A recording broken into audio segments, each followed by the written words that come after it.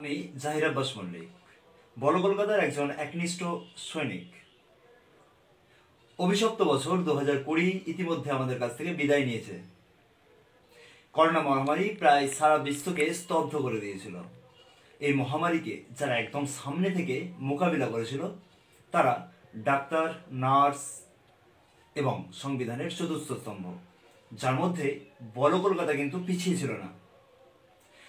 বড় কলকাতার কর্ণধার সৌমিক স্যান্ডালের নেতৃত্বে বড় কলকাতার সমস্ত সাংবাদিক এবং সমস্ত সদস্য করোনা মহামারীতে একনিষ্ঠভাবে কাজ করে গেছে এবং তার সঙ্গে সহযোগী মিডিয়া হিসাবে বাংলার আওয়াজও কাজ করে গেছে।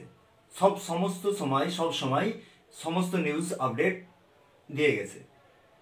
তাই বড় কলকাতার সমস্ত সদস্য, কর্ণধার এবং বাংলার আওয়াজের কর্ণধার সমস্ত সদস্য আর সর্বোপরি সমস্ত দর্শকদের শুভ নববর্ষের প্রীতি, শুভেচ্ছা ও ভালোবাসা।